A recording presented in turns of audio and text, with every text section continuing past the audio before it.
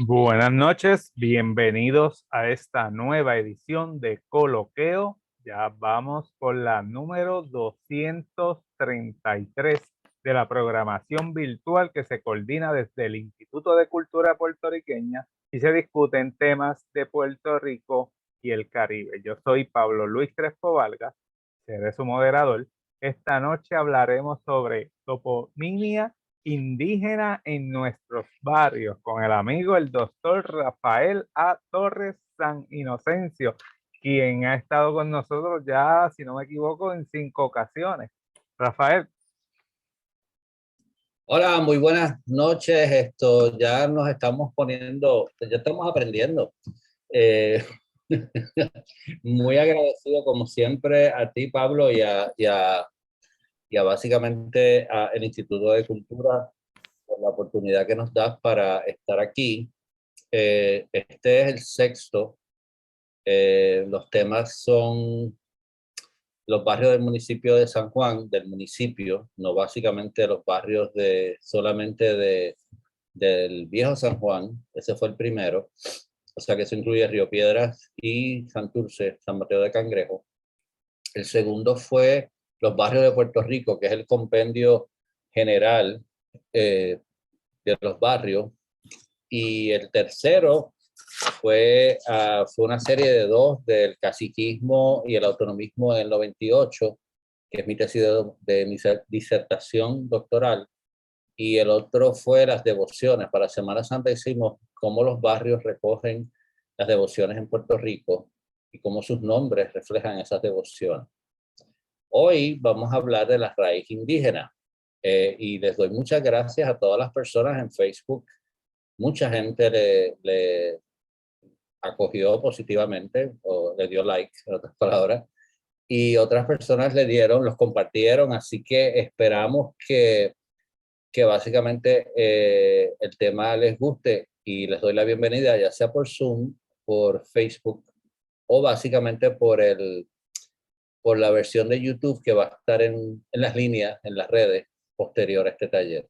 Y de nuevo, gracias a Pablo, que me ha soportado este semestre completo, y veremos a ver qué nos trae el próximo semestre. Vamos a empezar. Pablo, necesito que me permitas compartir la pantalla, si eres tan amable. Inténtalo ahora. Ahora pues. Ok. Hablemos de los barrios. De nuevo, muy agradecido y muy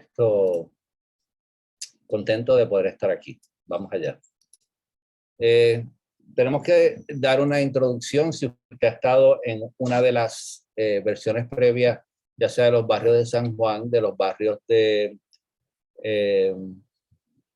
Puerto Rico, de los barrios devocionales que tienen que ver con las devociones, tal vez esto pues sea una repetición, pero de todos modos lo hacemos. Vendrán otros coloqueos de barrios porque hay muchos otros temas en términos de sus nombres. Pero originalmente esto empezó en 1994, en el siglo pasado, como una tesis de maestría que parecía una tesis doctoral. Imagínense, aquí está el bebé. Y básicamente del Centro de Estudios Avanzados, muchas gracias siempre al doctor Marcial Ocasio y a la doctora Itza Alegría Ortega, que básicamente dirigieron la tesis, supervisaron la tesis. Fue una tesis difícil en el sentido de que no había mucha gente que entendía que esto era un tema de investigación. Créame que en 1994, en Puerto Rico, muchos historiadores entendían que los barrios no tienen historia o no tenían historia. Y obviamente, pues yo soy una persona muy dada a los desafíos y toda la historia, pues la verán en las otras presentaciones. Yo me quedé en shock cuando vi un mapa de barrios como el que tienen allá atrás, pero era un mapa de esos planos de construcción. Y yo dije, mira todos los nombres de los sitios que yo camino con mi padre, que era ingeniero de construcción, ingeniero civil, y nunca los había visto en un mapa. Y yo dije, wow. Y me enamoré de los barrios, más que nada de los nombres. Pero por ahí seguimos con la historia de los barrios, los orígenes de los barrios, los alcaldes de barrios, que es un tema que podemos trabajar en el futuro, que es interesantísimo. Y salió la tesis.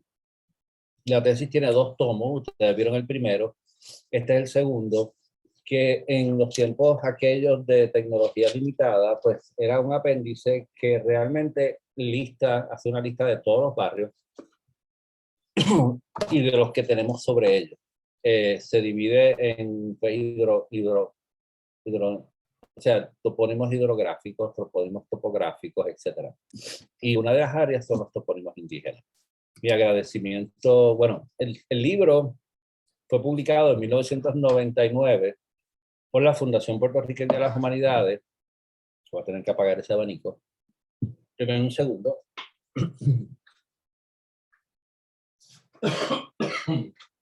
Ok. Sudamos contentos. Por la Fundación para inaugurar la colección Dr. Arturo Morales Carrión, que fue uno de mis mentores, de una serie de publicaciones. El libro está disponible en la Fundación Puertorriqueña de las Humanidades, en el cuartel de Vallajá, gratis. No está disponible en librería, pero siempre recomendamos que deje una donación para exaltar la obra. Saludamos a la amiga Sonia Canetti, que es la nueva directora ejecutiva, tremendo nombramiento, y esperamos colaborar con ellos en otras cosas, pero el libro está disponible. Como le decía a Pablo antes, aunque yo he dicho esto muchas veces, esperamos que antes de fin de año saquemos una nueva edición del libro, porque el libro ya tiene 22 años, y obviamente una edición actualizada porque ha salido mucha investigación. Porque, porque como dijimos, los barrios no tenían historia, pero este libro lo que pretende, esta investigación, es básicamente hacer un panorama de lo que hay detrás de los barrios, de la historia de los barrios, de la toponimia de los barrios. Y al hacerlo, no pretende lograr unas conclusiones definitivas sobre muchas cosas, sino que básicamente lo que ha logrado, y estoy muy satisfecho, primero es en que más personas se interesen en investigar los barrios, investigar la identidad de sus pueblos, pero a través de sus barrios. Como verán, y como han visto en las otras conferencias, muchos barrios y muchos nombres de barrios son mucho más antiguos que básicamente los municipios. Así que antes se escribía la historia de los municipios, empezando en tal fecha, se juntaron estos vecinos y básicamente nombraron un regidor y pidieron permiso para crear un pueblo y bla, bla, bla. Y así era, aún en los libros de microhistoria. Gracias a Dios, las nuevas cepas de historiadores se han inspirado en lo que han podido sacar de estos libros y lo que básicamente están empezando es a buscar a través de los topónimos cómo se llamaba eso, cómo se llamaban las diferentes comarcas antes de que existiera el municipio, antes que existiera el pueblo. Así que en ese sentido reafirmo que el interés de todas estas investigaciones es que más gente investigue los barrios. Y que si eso básicamente implica que algo que yo haya dicho en estos libros se rebata, y hoy es un tema que puede ser rebatido porque estamos bregando con toponimia indígena, no hay conocimiento certero y absoluto, como van a ver. Y en ese proceso, yo me sentiré muy satisfecho de que alguien, y ha pasado, diga, no, eso no fue esto otro. Yo, fantástico. Si está documentado, te felicito, esa era la idea. No es microhistoria, porque es el estudio general o panorámico de un sujeto micro. Por tanto, hay otros trabajos que yo he hecho que tienen que ver con barrios individuales, eso sí es microhistoria. Esos trabajos se han publicado en 80 grados y hay Barrio Indio, vamos a hablar de eso. En Lapicero Verde hubo un blog de historias de barrios que ya no existe, en El Sur a la Vista. Y hay muchos trabajos también que yo publiqué, una publicación en línea que se llama Saludos Puerto Rico, que tampoco existe. Así que hemos estado recopilando todo eso y estamos maximizando las nuevas alternativas tecnológicas para la difusión de estos conocimientos. 3 personas bien importantes en este trabajo. Obviamente el doctor Ricardo Alegría, que como rector del centro propulsó que yo y que muchos colegas trabajáramos temas que no necesariamente eran convencionales dentro de la historiografía puertorriqueña, y nos alentó muchísimo a hacerlo. Con apertura práctica en términos de resolver problemas o básicamente incertidumbres sobre la historia. Pero en este tema en particular de la toponimia indígena, hay 2 personas que son fundamentales. Una es el doctor Luis Hernández Aquino, que yo nunca conocí, que publicó este diccionario de voces indígenas de Puerto Rico, que todavía se consigue, que básicamente es muy importante en esta investigación, y el doctor Manuel Álvarez Nazario, que yo sí conocí, que básicamente hizo varios libros que inciden sobre diferentes cuestiones de los barrios, no solamente la indígena, y es el que crea el concepto de la arqueología lingüística, que es una forma de caracterizar la búsqueda de diferentes asuntos históricos mediante la investigación casi arqueológica de la lengua, del idioma, de las palabras.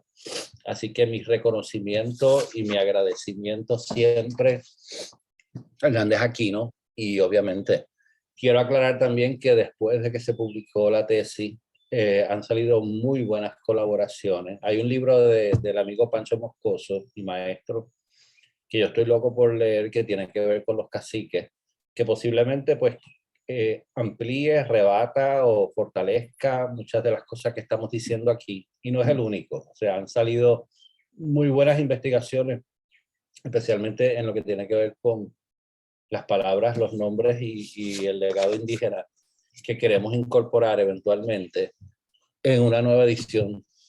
Mi investigación realmente está más o menos detenida en el 1995, así que han salido muchas cosas muy buenas que queremos incorporar. Mi agradecimiento a estos 3 grandes maestros que son la inspiración de esta obra, y especialmente de la toponimia indígena. Cuando básicamente hablamos de Puerto Rico, hablamos de 78 pueblos, pero Puerto Rico se compone de 899 barrios. No, se compone de 902 barrios, porque se crearon 3 barrios adicionales entre el censo del 2020 y del 2010 y el 2020, que son los barrios, son 2 barrios en Patillas,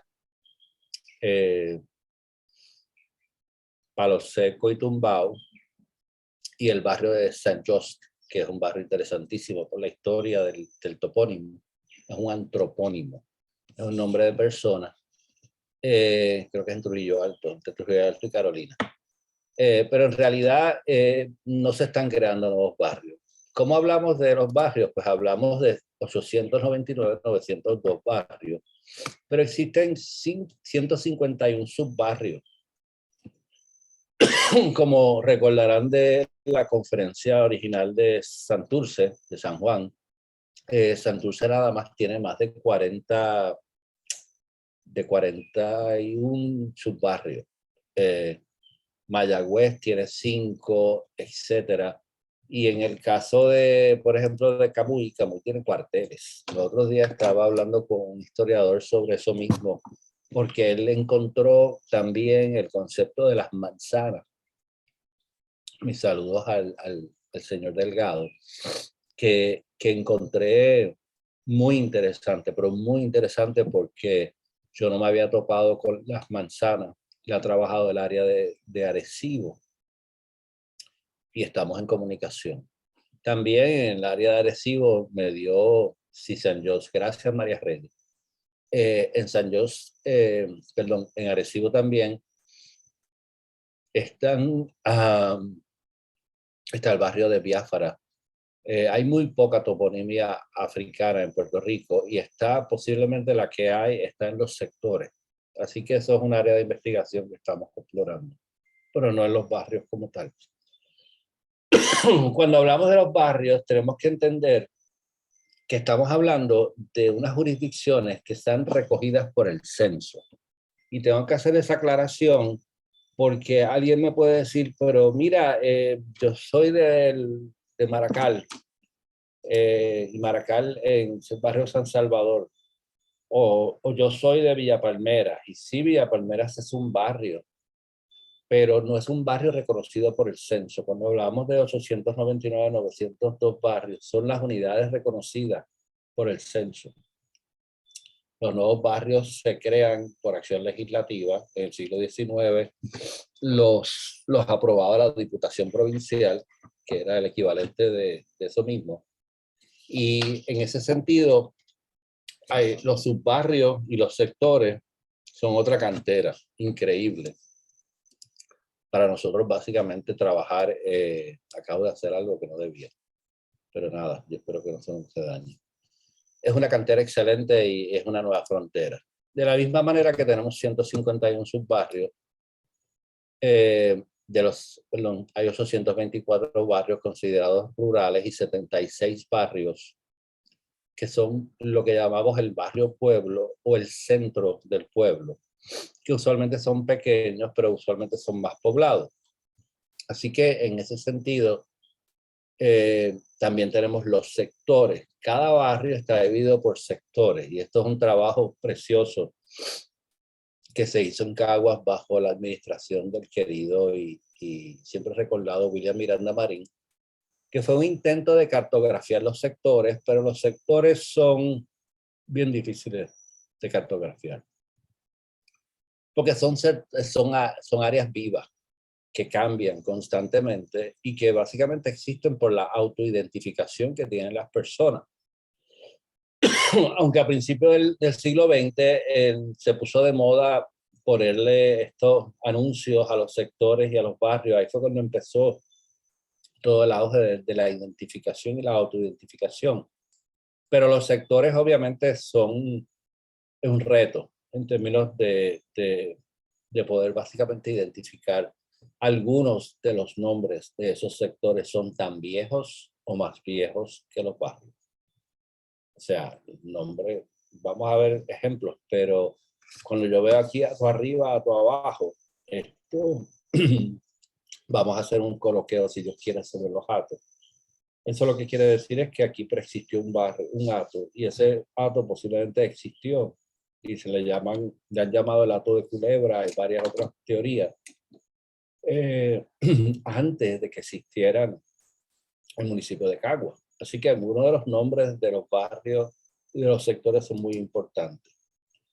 Una de las pocas formas de identificar esos sectores es a través de los centros de votación, y este no es el mejor ejemplo, pero yo he encontrado barrios desaparecidos buscando en los sectores que votan en tal escuela.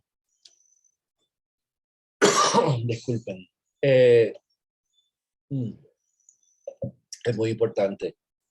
Esa es otra forma de arqueología.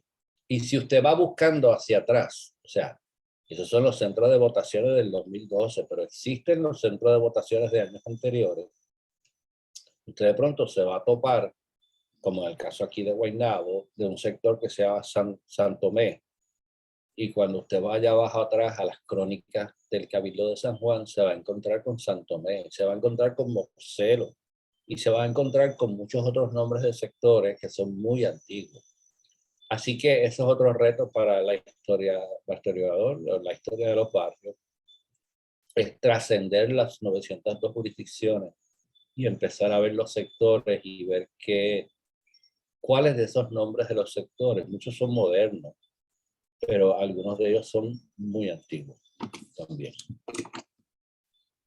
Los barrios son unidades electorales, no hemos visto todavía el mapa electoral, este es viejito, y obviamente uno de los mejores mapas de barrios son los mapas que se tienen que confeccionar en estas épocas para la redistribución electoral, así que es una fuente de referencia.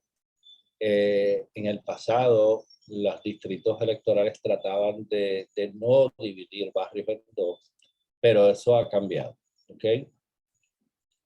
Y como está diciendo María, sí hay barrios homónimos colindantes y vamos a ver algunos ejemplos. ¿Qué quiere decir eso? Bueno, un barrio que existe en varios municipios a la vez con el mismo nombre y son colindantes, como el barrio Beatriz, en Caguas, Calle Isidra, como, si no me equivoco, el barrio Barina, Susúa, diferentes otros barrios que básicamente lo que hacen es que, lo que te están diciendo es que existía una unidad territorial mucho más antigua que los municipios, y a los municipios establecerse lo que hicieron fue que las cortaron. Y ese es un sujeto de investigación muy importante, pero muy importante. Siempre cito a Hostos y no voy a hacer todas las citas, pero fue una de las inspiraciones de esta investigación, y es que cuando Hostos, y Hostos hay que leerlo, no es bla, bla, bla, Hostos, hay que leer lo que él escribió. Y él decía, él le enseñaba a los maestros que la mejor forma de dibujar, de aprender geografía era hacer un trazado de este cuarto, y después un trazado de esta casa, y después un trazado del solar en donde está ubicado, y después un trazado del área en general, y así seguía hasta llegar a la isla, y después al hemisferio, y después al mundo. Era un ejercicio excelente porque también ayudaba en lo que llaman el dibujo mecánico, pero tiene que ver con el hecho de que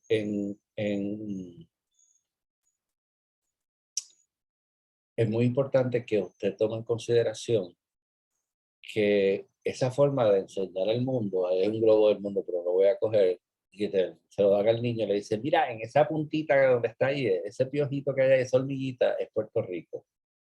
Y los niños dicen, pero por amor de Dios, Puerto Rico es grande, tiene mar y tiene montañas y tiene tierra. Y no es la mejor forma de enseñar geografía si tú básicamente partes de la premisa de que Puerto Rico es una cosita chiquita en el mundo. Hostos nos enseñó eso e inspiró esta investigación porque él menciona específicamente, al plano de la casa seguirán los del barrio y la ciudad, y a esto los de la provincia. O sea, él estaba muy consciente de la importancia de los barrios. Los barrios son y seguirán siendo un referente de identidad para los puertorriqueños, para los vecindarios. Aunque la urbanización o el desarrollo urbano haya roto algunos de ellos, especialmente en el campo. Mira, tú eres de tal barrio. O sea, yo soy de Guanaguao y que allá son de Santolaya, y más arriba son de Barrio Nuevo, y al otro lado del río son de Juan Sánchez, y más para abajo son de Minilla. Minilla, ¿qué es una minilla? Es un punto en el río donde se lavaba oro. Así de viejos son los nombres de los barrios. Una de las cosas que quisiéramos trabajar en un coloquio que está listo es cómo los barrios recogen la llegada de los españoles, y básicamente cómo recogen los nombres de los colonizadores. Son retratos de personas, como puede ser Añasco, el municipio en general, como pueden ser muchos otros, como es Barraza, aunque usted no lo crea, el Barrio Nuevo, que es un buen ejemplo también. Todos esos eran tierras o hatos de personas que estuvieron en la temprana colonización, y esos hatos se quedaron con el nombre de su dueño original, incluyendo Santolaya. Y obviamente hasta en el siglo XXI seguimos llamando esos nombres a esos sitios con esos nombres. Brevemente vamos a trabajar los antecedentes de los barrios bien rápido porque queremos llegar a lo indígena. Básicamente los antiguos asentamientos se dan a través de Puerto Rico, pero Puerto Rico hasta el siglo XIX fue eminentemente rural. O sea, la gente vivía en el campo, y eso hay que entenderlo. Esta visión urbana y la supremacía urbana es un fenómeno de siglo XIX tarde y siglo XX, pero la gente vivía en el campo, y tú ves a Íñigo Abad diciendo que llegaba al pueblo de tal y lo que eran 3 casas y una iglesia. Y como hablamos en las devociones, pues obviamente las personas tenían la responsabilidad de acudir a misa, pero las personas no acudían a misa toda la semana. sino según la distancia entre donde vivían en el campo, que era donde producían, era donde buscaban su sustento, generaban una economía de producción que fuera rural.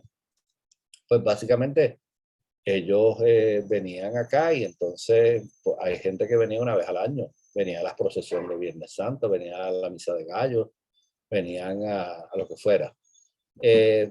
Pero poco a poco se fueron estableciendo ermitas, muchas de las cuales fueron auspiciadas por hacendados y dueños de hatos. Y algunas de esas ermitas dieron paso a parroquias, y las parroquias a su vez están muy vinculadas con el desarrollo. Es la hora de comer de mi perro. Él está protestando porque su amo no está allí dándole la comida, pero mi esposa está bregando con eso. Esas ermitas evolucionaron en parroquias y las parroquias están directamente vinculadas al desarrollo de los pueblos. Todo eso está ya está en YouTube, en el coloquio que tiene que ver con la devoción. También están los sitios. Los sitios es algo, por alguna razón, se le llamó a un sitio de un nombre, por ejemplo, Sabarayana. Llegaron una cantidad de personas emigradas de las Islas Canarias y fueron ubicadas en el hato de Sabarayana. ¿Okay? O mi familia es de Palo Seco, pues era el sitio de Palo Seco porque era el sitio donde se cruzaba el río, era el Ancón y todas esas cosas. Así que primero hubo los asentamientos, después hubo los sitios que plantean una diferenciación entre una tierra que no tiene nombre y una tierra que tiene un nombre. Le ponen un nombre de tal y el nombre lo vinculan con un monte, con Farallón, o lo vinculan con el tipo de árbol que predominaba, mamey, o le ponen el nombre del dueño del área, del hacendado, del atero, etcétera, etcétera. Y todo eso lo discutimos en más detalle en el coloquio de los barrios de Puerto Rico, que ya está disponible en la página de YouTube del Instituto de Cultura. Después vieron los pasos, que ya lo dijimos, los pasos de los ríos, y más que nada los hatos. Esto es un trabajo, una foto que trabajó el doctor Francisco Pancho Moscoso de una de las versiones de la Dama Caballo, y es fascinante porque es la única imagen que existe de un hato del siglo XVIII. Pero aquí están los elementos básicos de un hato. Y vamos a hacer un coloquio sobre los hatos y los barrios, y estableciendo claramente que los antecedentes más directos y más frecuentes, aparte de los indígenas, que tienen nuestros barrios, los nombres de nuestros barrios, son los antiguos hatos. Pero esa es una historia para otra noche. Si ustedes ven, no hay mapas de hatos, no se han encontrado mapas de hatos en Puerto Rico, pero en el caso de Cuba, por ejemplo, la provincia de Santa Clara, usted ve los hatos, porque los hatos se medían en una especie de diámetro circular. Y cuando usted ve ahora los mapas de barrio, se va a dar cuenta de que hay una semejanza. Dime, Pablo. Sí, sí, es que han llegado muchos comentarios. Quisiera leer algunos por si tú puedes reaccionar a ellos. Algunos son generales y otros un poco más específicos. Quiero acabar este tema. Dame un Sí, momento. vamos. Ay, ¿qué pasó aquí? Ok. Estoy proyectando, ¿verdad? Sí, sí, se está proyectando. Y por último, los barrios no se crean hasta principios del siglo XIX. Hay varias teorías de por qué se crean. Mi teoría principal era la necesidad de recaudar impuestos. Y a la necesidad de recaudar impuestos siempre. Se crearon alcaldes o comisarios de barrio, que es otro tema de coloqueo. Se dividieron un pueblo entre diferentes partes y en función de eso, pues los nombres de los barrios aparecieron formalmente. Y de ahí empezó todo, pues no sé, el hato de Cupey, que creo que vi un comentario, pues se convirtió en el barrio de Cupey, o sea, y etcétera, etcétera. Los hatos eran el vínculo directo, pero el hato que retuvo el nombre indígena se quedó también con ese nombre. No es hasta Miguel de la Torre y básicamente su bando de policía y buen gobierno, que tenemos entonces ya los comisarios y los alcaldes de barrio oficializados como parte del aparato del gobierno, tanto para recaudar impuestos, como para asegurar los intereses del Estado y la seguridad del Estado. Además, en 1832, si no me equivoco, su ayudante Pedro Tomás de Córdoba, que está ahí el libro, que es fantástico, ya está disponible digitalizado. Hace su recorrido por los pueblos de la isla y hace la primera enumeración conocida de los barrios de casi todos los municipios. Eso es una fuente de referencia para nosotros importantísima. Eso está discutido previamente, pero los barrios aumentaron con la población hasta final del siglo XIX. Hay una relación directa entre el número de barrios y el aumento de población. Puerto Rico tenía como 100.000 personas a principios del siglo XIX y casi 1 millón al finalizar el siglo. Y los barrios surgen en parte ante la necesidad de tener un alcalde, y cuando los barrios crecían, la población, pues entonces ahí es que tú tienes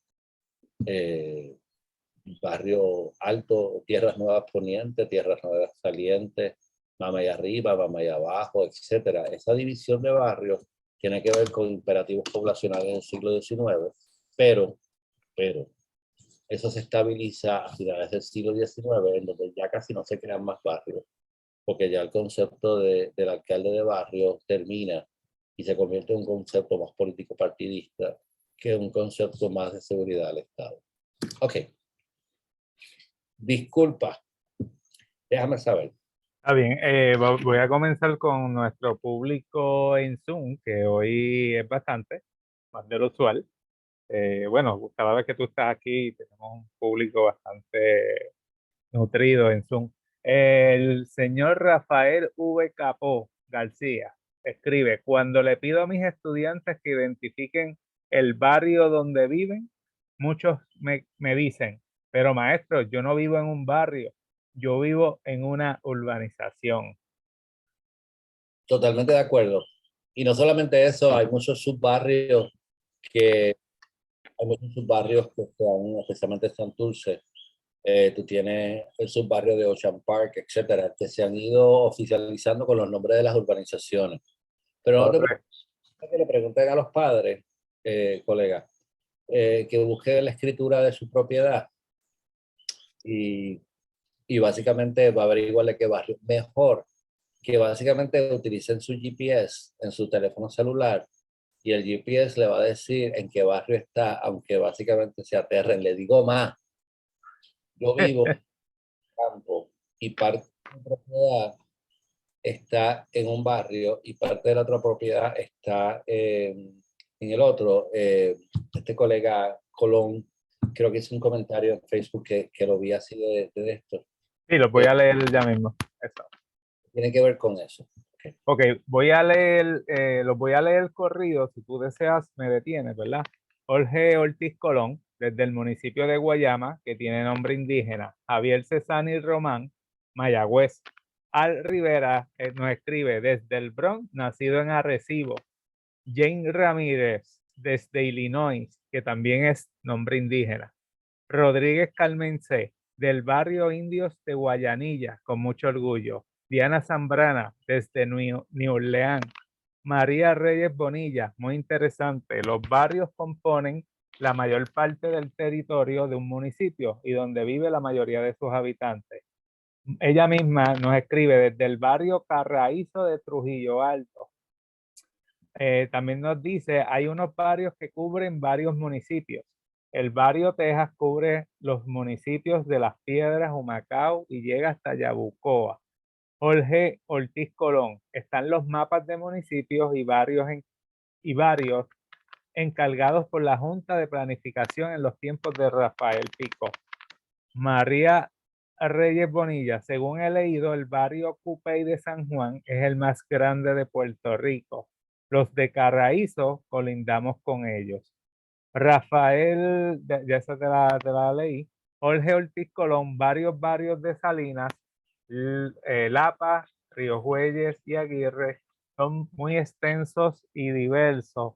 Saludos de Mercedes Piñeiro. Rodríguez Carmen se pregunta, me puedo equivocar, pero creo que Tomás Navarro Tomás, 1948, también trabajó sobre los barrios.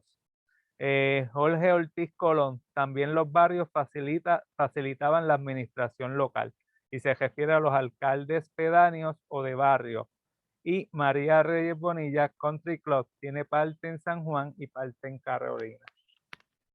Bueno, yo me acuerdo que, saludos a la amiga Perla Sofía Curvelo, ella tenía un programa de radio en WKQ por las noches, y yo me acuerdo que íbamos, especialmente cuando alguien le cancelaba esto, y yo prendía el laptop y la gente empezaba a llamar y a preguntar por los barrios. Voy a tomar por encima algunos comentarios nada más. Si la toponimia indígena es bien predominante también en los Estados Unidos, o sea, muy predominante, especialmente a nivel de condados y de pueblos. Illinois y un montón de ellos son nombres indígenas de diferentes tribus. Sobre el barrio indio vamos a hablar. El barrio indio es un barrio muy, pero que muy importante por muchas razones. No entramos en eso, pero en la conferencia en YouTube sobre los barrios en general, hablamos de los barrios homónimos colindantes y damos los ejemplos de instancias donde hay 3, instancias donde hay 2. Por ejemplo, toda la colindancia entre Aguada y Rincón, si no me equivoco, se repiten los barrios a los 2 lados de la frontera. O sea, tú tienes, aquí empieza Rincón, aquí empieza Aguada, y los barrios están, el mismo barrio se repite, creo que son 5 o 6 barrios, se repiten a ambos lados. Y eso, yo me acuerdo que empezando la investigación, eso fue una de las primeras pistas. Yo dije, espérate. Estos territorios tenían un nombre propio previo a que se crearan los municipios. ¿Por qué? ¿Por qué? O sea, todavía estamos averiguando por qué, pero vamos a averiguar un poquito. En otros puntos, no creo que el barrio Cupey es el más grande. Anyway, Cupey hay Cupey Alto y Cupey Bajo, son 2 barrios. En la conferencia, yo creo que el barrio más grande, Jorge, es el barrio Lapa, que tú mencionaste. Así de memoria, lo puedo buscar, pero no lo voy a buscar. Es el barrio Lapa. Sí, yo hice una serie para el Sur a la Vista de los barrios del sur y trabajé mucho los barrios de Salinas y Santa Isabel porque son muy interesantes. No siempre fueron tan grandes. Hay barrios desaparecidos ahí, hay barrios que se funcionaron, hay barrios que se dividieron. Una de las cosas que más me llamó la atención es que uno de los nombres de los barrios antiguos de esa área era Ausubos. Y yo siempre lo digo, los nombres de los barrios nos ayudan también con la historia ecológica. O sea, usted va bajando el expreso y de pronto mira y ve todas esas áreas que fueron deforestadas para sembrar caña. Imagínense que esa localidad se llamaba Ausubo, o sea, eso era un bosque de Ausubo, tiene que haber sido. Y por ahí hay muchos más ejemplos. Tomás Navarro, Tomás definitivamente es una fuente importante en términos de los nombres de los lugares, totalmente de acuerdo. Y también es María Vaquero en su tesoro lexicográfico de Puerto Rico, lo que yo estaba buscando para regalárselo a mi suegro y no lo consigo. Así que si alguien lo quiere vender, yo lo compro. Y muchas otras fuentes. O sea, estoy diciendo las que más me inspiraron a mí, porque Hernández Aquino sigue siendo una autoridad, pero ese diccionario de voces indígenas hay que actualizarlo, porque ha habido mucha investigación desde que salió ese libro, muy buena investigación. Y originalmente allá por el 1993, imagínense.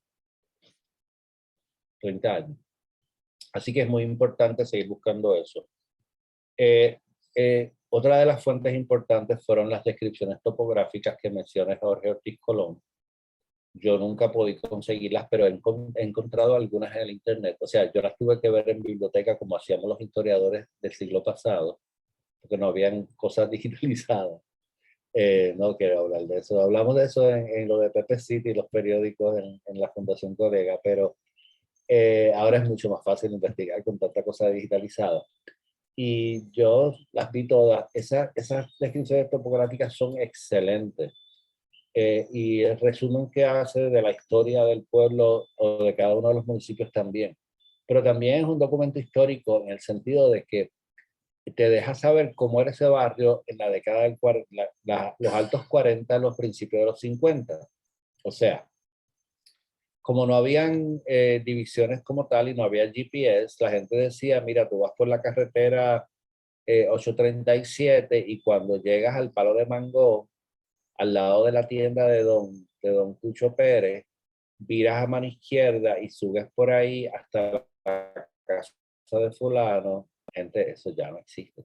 O sea que esas descripciones topográficas tienen un gran valor y obviamente aquellos que conocemos donde vivimos, especialmente los que vivimos en áreas rurales, resulta fascinante, pero fascinante leer esas descripciones topográficas porque nos damos cuenta que mucho ha cambiado el entorno donde vivíamos, donde vivimos o donde vivíamos en esa época. Así que gracias por traerlo a coalición. Creo que están digitalizadas o están a punto de ser digitalizadas. Es una excelente lectura en muchos contextos. Pablo, ¿tienes algo más?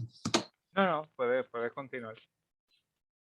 Ajá, la Villa del Roble, Cristian. La palabra barrio tiene ciertas connotaciones negativas, como de clase, sí, de los barrios, las parcelas, etcétera. Pero yo quiero hacer una aclaración muy importante. O sea, desde el siglo pasado, desde la época en donde empezamos a trabajar en los barrios, hacia acá, hubo una valoración positiva muy importante con relación a los barrios que no había antes. Antes, en el siglo XIX, había una valoración alta. Después, cuando vino la urbanización, la industrialización, la migración de las personas, de década del 40, los barrios eran una cosa mala. Yo salí del barrio. Pero a finales del siglo XIX, a principios del siglo XX, vimos necesariamente que los municipios fueron importantes, empezar a hacer, a salvar la identidad de cada uno de esos barrios y poner los anuncios y las cuestiones. Los municipios todavía no han acogido la idea de hace muchos años de que los legisladores municipales se elijan por barrio. Eso es muy amenazante. Eso es otro tema que tiene que ver con el caciquismo que hablamos en el otro coloquio. Pero ha habido una valoración positiva definitivamente de los barrios en muchos sectores. Lo que pasa es que tenemos barrios, tenemos subbarrios, tenemos sectores, tenemos barriadas. ¿Ok? Y la gente confunde el barrio con la barriada, pero seguimos adelante. Pablo, dime. ¿No? Sí, disculpa. Tengo aquí un comentario, dice Rodríguez Carmen C. La lucha que tuvieron hace unos años los alcaldes de Santa Isabel y Coamo. Huellas de resentimiento de uno haber sido barrio de otro. Eso en la tesis se explica. Hay rencillas históricas, hay otras que fueron olvidadas, pero tú tienes que ver y los mapas están. Yo hice un atlas que tiene ese mapa, un atlas histórico hace mucho tiempo. Yo era un muchachito. Hay unos resentimientos que tienen que ver con eso, pero hay otros resentimientos más contemporáneos en términos de que Santa Isabel era un barrio de Coamo y se constituyó, era el barrio Coamo abajo, realmente. Se constituyó como pueblo, pero también ha habido problemas y disputas con relación a las deslindes de los barrios que tienen que ver con qué municipio le da servicios a esa área. Y ha habido ajustes a través de la legislatura. El más reciente creo que fue entre Florida y Barceloneta, que recuerde yo, pero ha habido otros, en términos de que unos sectores o unas áreas de Florida pasaron a Barceloneta, porque realmente, logísticamente hablando, era mucho más fácil que ese municipio llegara allí y que le diera los servicios, porque eran muy distantes. Y ha habido ese tipo de corrección en los últimos años, usualmente como legislación y como acuerdo entre municipios. Voy a seguir. De esto es lo que estamos hablando, y no quiero, obviamente esto lo cubrimos en el otro más, y es la gran frecuencia de barrios homónimos colindantes. Este es el barrio Beatriz, este es el barrio Bairoa, por ejemplo, de Aguas Buenas y Caguas. Este es Beatriz de Caguas, Beatriz de Sidra, Beatriz de Calley. Esto es lo que estábamos hablando de cómo en la colindancia entre Rincón y Aguada se repiten los nombres de barrio, eran 4. pero se siguen repitiendo en todos lados, en diferentes áreas, especialmente en el área suroeste, creo que son Llanos Costa, Llanos esto otro, o Guanajibo, uno de los dos. Algunos tienen que ver con el hecho de que transcurre el mismo río en ellos, pero en la mayor parte de los casos lo que básicamente nos está diciendo es que eran unidades más grandes y tienen que volvemos al planteamiento de que en el siglo XIX, según aumentó la población, tenemos crónicas que el alcalde de barrio dice, mano, esto está muy grande. Y cuando hablemos del alcalde de barrio, les vamos a explicar porque era muy difícil por todas las tareas que tenía el alcalde de barrio, por lo menos en papel, con relación a eso. Mira, el alcalde de barrio se supone que hasta mediar entre matrimonios que tenían problemas, pero eso lo hablamos otro día. Porque no había autoridad, el alcalde de barrio era el representante de la autoridad en esa área. Era muy distante, no había medios de comunicación, no había teléfono, no había nada. El alcalde de barrio era el que anotaba en las libretas de jornalero y el que daba pasaportes a una persona para que pudiera ir de un barrio a otro.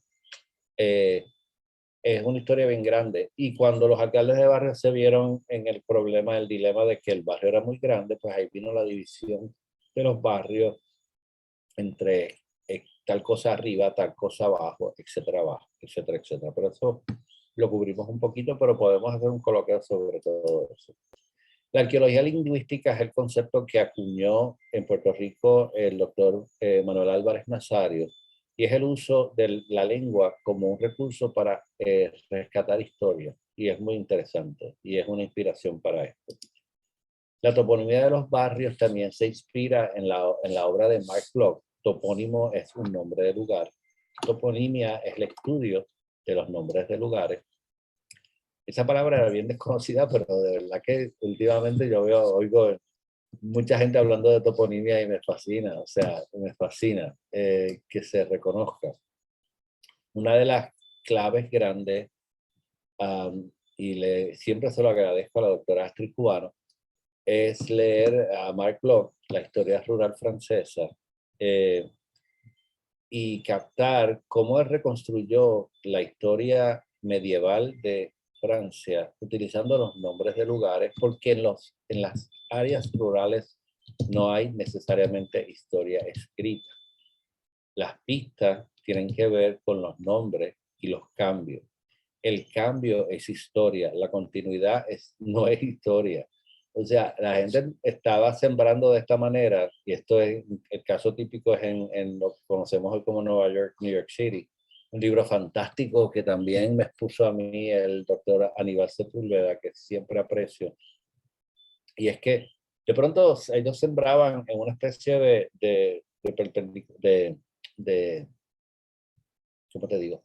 De rectángulo. Así era que se sembraba, y de buenas a primeras decidieron hacerlo más grande. Y tú dices, ajá, ¿qué pasó? Pues eso es una pista. El estudio de los nombres, lo que decía Mark Bloch es que los nombres son sumamente reveladores.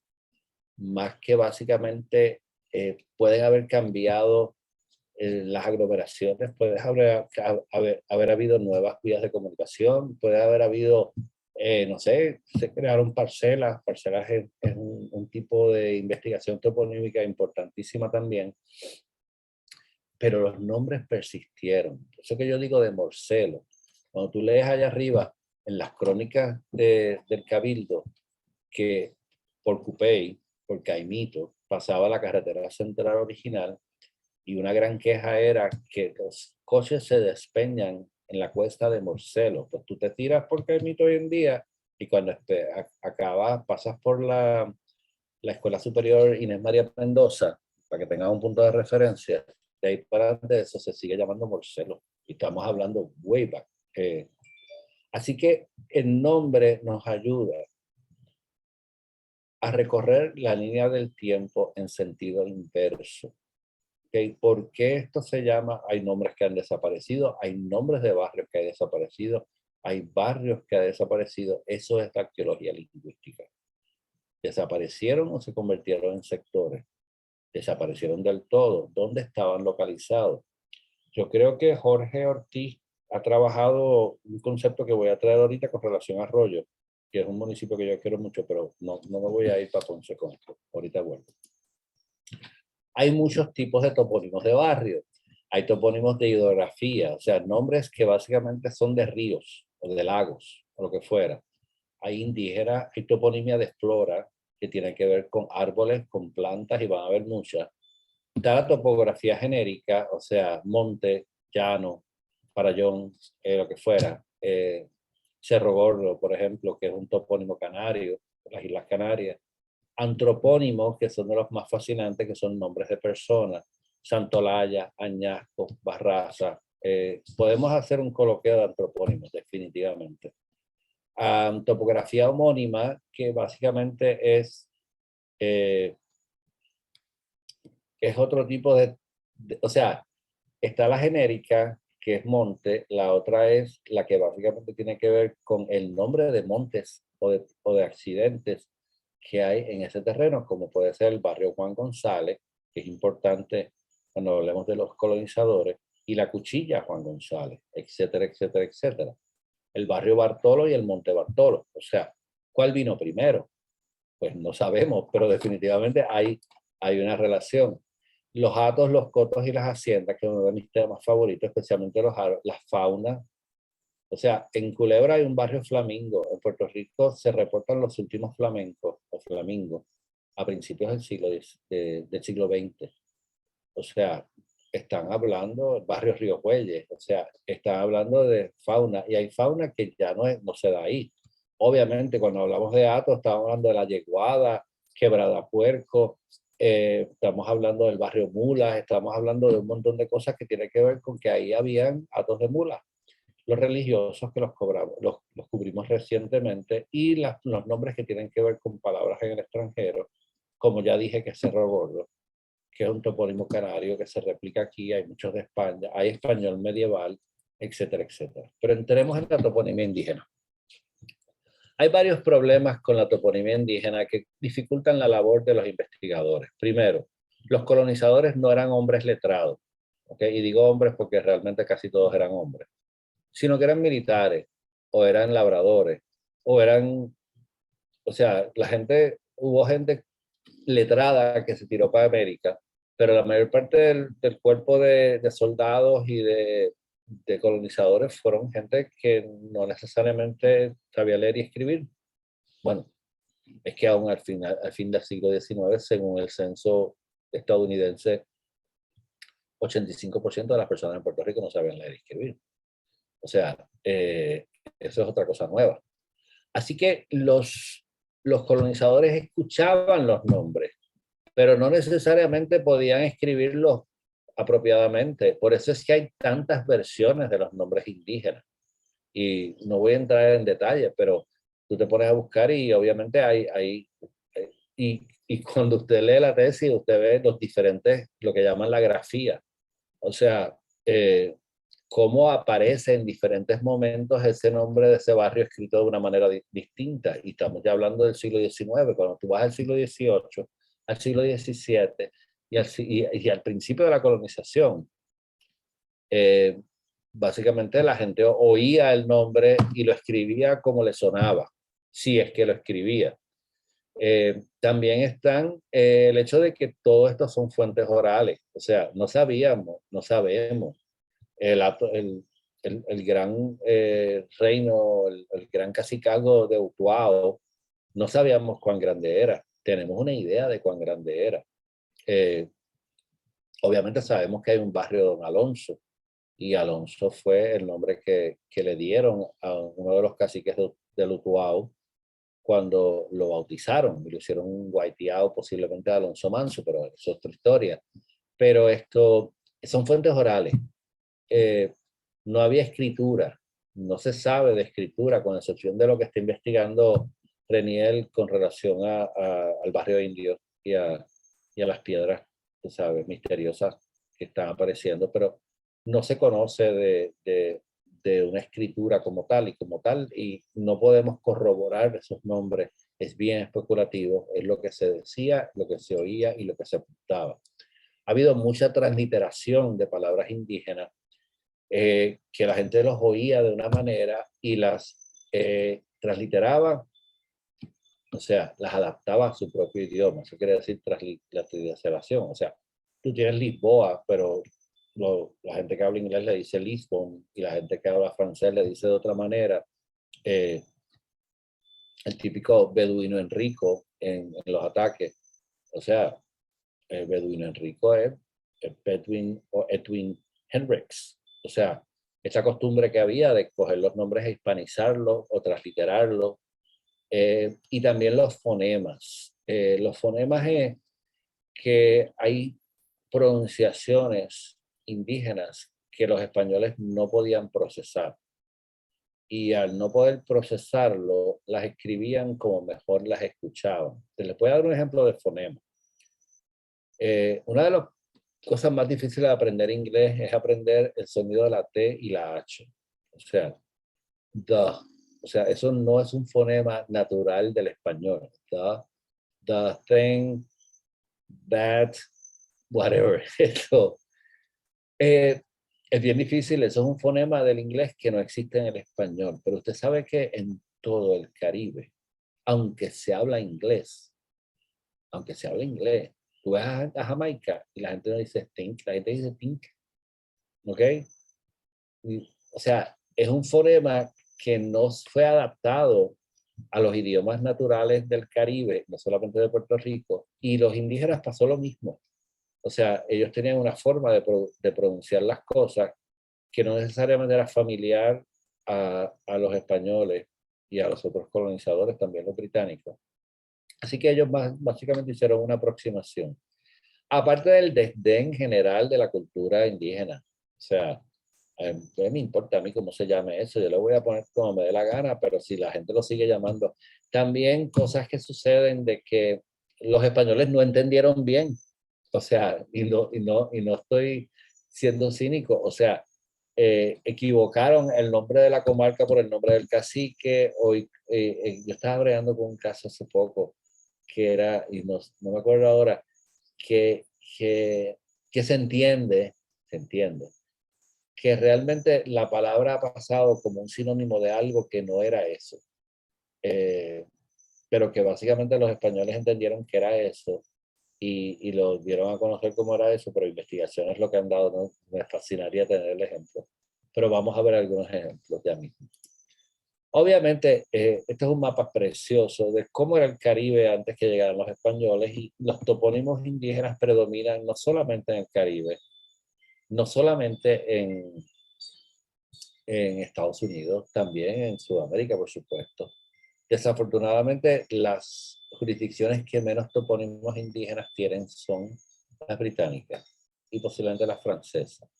Sí, porque la leyenda negra ha dicho que los españoles fueron unos carniceros y exterminaron a los indios, pero yo no sé, pero yo no veo muchos indios en las colonias francesas ni británicas, y ellos son los primeros que critican a los españoles.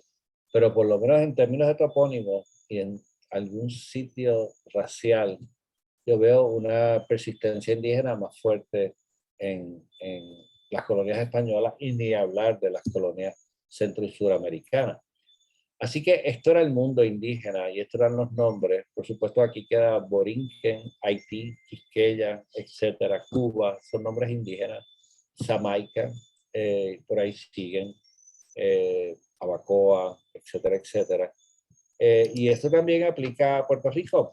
En Puerto Rico, este mapa es un mapa bien especulativo de los cacicazgos. Han salido mejores investigaciones, pero como estaban diciendo ahorita, pues Guayama, Guayaní, Apeino, Abacoa, Arecibo, etcétera. Pero es bien difícil tomar esto con certeza. Porque, bueno, porque realmente no existía una geografía per se y son percepciones de los españoles de cuáles eran los territorios.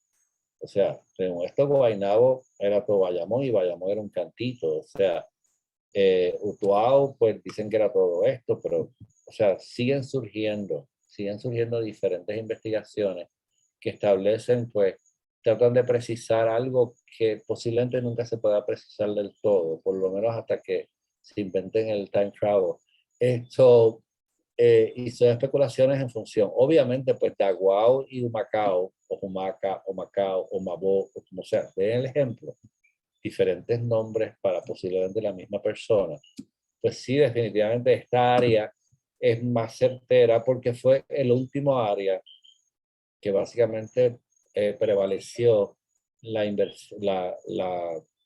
colonización española. O sea, por 100 años, esta área siguió siendo tierra de nadie, aún cuando básicamente se intentaron el asentamiento de Santiago del Daguao y cuando hablemos de los colonizadores, la gente que vino a montar el Santiago del Daguao era gente muy vinculada con Diego Colón, o sea, no eran dos o tres locos aventureros, o sea, la intención era convertir a esta área en la competencia de San Juan y de Ponce de León. Así que esta área sí persistieron más topónimos en cierto sentido porque tuvieron 100 años más de resistencia, principalmente a través de las fuerzas combinadas de caribes y taínos, si tal cosa existió, si la diferencia entre caribes, cuando hablamos de indígenas, tenemos que poner muchas notas al calce. Si es cierto que hubo caribes y que hubo taínos y que eran diferentes, etcétera, y no fue un invento de los españoles para declararle la guerra a los caribes, cierro la cita, pues definitivamente a través de la isla de Vieques, con K, básicamente hubo mucha resistencia. Cuando vemos los nombres indígenas, también tengo que hacer la puntualización de que a veces cuando yo veo el diccionario, me sorprenden algunos nombres indígenas porque no son fonemas que se repiten tanto en otros, posiblemente ya están hispanizados. Lo que también iba a decirle Jorge, perdonen, de la transliteración y la hispanización, es que yo creo que él escribió algo sobre arroyo. Arroyo es una incertidumbre en términos de topónimo, porque realmente en arroyo no hay arroyo, hay un río o una quebrada o algo que pasa por el pueblo de Arroyo que está seca la mayor parte del año. Entonces la pregunta es ¿por qué se llama arroyo? Y por qué básicamente no encontramos ningún habitante colonizador. Eso era de los Limbi, eso era de otra gente que tuvieron apellido Arroyo, etcétera. Y yo creo que fue Jorge el que especuló de que Arroyo es una transliteración hispanizada de un nombre indígena mucho más antiguo.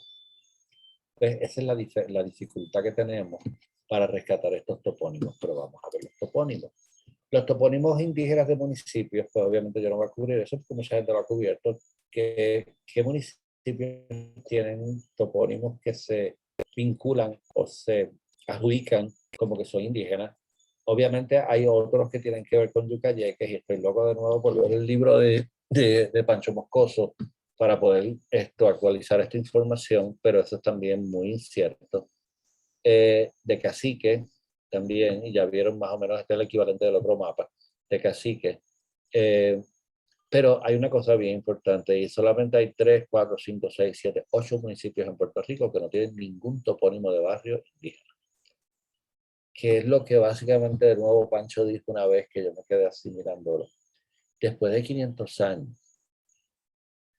y a pesar de toda la opresión, exterminación, abuso, subalternidad y subyugación de la raza indígena, todavía en Puerto Rico le llamamos a los sitios, by and large, con los nombres que nos dejaron nuestros antepasados indígenas. O sea, tal vez con excepción de las áreas sumamente urbanizadas y sumamente pobladas, pero en el resto de la isla todavía cuando nos referimos a los sitios hablamos indígena. Hablamos indígena. Y eso dice mucho de la persistencia de esa raíz cultural que ha sido subordinada muy a menudo. Aunque sea por los nombres de los pueblos, y lo mismo pasa, por supuesto, en otros sitios, inclusive en los Estados Unidos. Los nombres de los pueblos, los nombres de los barrios siguen siendo indígenas. Este mapa a mí me tomó mucho tiempo hacer y obviamente merece ser actualizado, pero es la prueba fehaciente de la predominancia de los topónimos indígenas en los barrios de Puerto Rico. Esto es un mapa digitalizado de barrios. Hoy en día definitivamente va a haber mucha mejor tecnología para hacer esto. Esto se hizo en los 90. Y básicamente, pues si tú tienes alguna duda de que hay mucha toponimia indígena, aquí básicamente te convenciste. Y que queda claro, por la transliteración, por la hispanización, por muchas razones, tampoco podemos estar bien claros que otros topónimos que están ahí en blanco no sean indígenas. La toponimia indígena, básicamente de los 901, 902 barrios del censo del 2020, 508 topónimos son indígenas o se han adjudicado a ser indígenas. Hay topónimos que se repiten, o sea, tú tienes como 6 barrios, Sabana algo, Sabana esto y Sabana lo otro, Sabana Enea, Sabana Grande, Sabana Bajo. O sea, no necesariamente son 508 nombres, son menos nombres. Pero si tú coges todos los nombres de los barrios y básicamente marcas los que son indígenas, el 56% de la toponimia de barrio en Puerto Rico sigue siendo indígena. Y esto es un buen momento, Pablo, si tienen preguntas. Sí, hay uno aquí en el chat de Zoom, Rafael V. Capó García. ¿Qué opinas sobre la toponimia de Loíza? He leído sobre la cacica Yuiza, pero también de un español llamado Loaiza. Bueno, básicamente la toponimia de Loíza no es indígena. Bueno, es indígena en el sentido de que sí hay mucho escrito. Yo no soy necesariamente historiador de la colonización, he trabajado, pero se habla de la cacica Luisa y el nombre es sumamente antiguo y el municipio, obviamente, aunque fue abolido y no fue abolido, pero realmente fue absorbido se dice, sí. Bueno, aunque Canóvaras absorbió el municipio Integrados. integrado, 1968, pero yo tendría que averiguar, pero yo lo adjudicaría como indígena. ¿Okay? Sí, mira, te están pidiendo que vuelvas a repetir los nombres de los pueblos sin barrio con toponimia indígena, No tienen toponimia indígena. los que no tienen, exacto. Pues si yo miro aquí tenemos Lares. El problema con Lares es que Lares, yo no sé qué pasó después del, bueno, yo sé lo que pasó, se llama Grito de Lares. Sí, Grito de Lares, cuanto gobernador había, le pusieron el nombre de un barrio, pero tú tienes Mirasol, tú tienes La Torre, tú tienes Venezuela. O sea, el problema con Lares es que parece que parece que les cambiaron los nombres a los barrios para que la gente de Lares se acordara de sus gobernadores. Aquí tenemos a Barceloneta y Florida. Creo que esto es Manatí, no me equivoco. Esto es Trujillo Alto, esto es Cataño. Cataño es un municipio muy reciente. Tú tienes Culebra, tú tienes Vieques y yo creo que esto es ahí bonito. No estoy seguro. Ahí yo siempre me pierdo en esa parte de la isla, pero yo te averiguo ahorita cuando veo un te, mapa.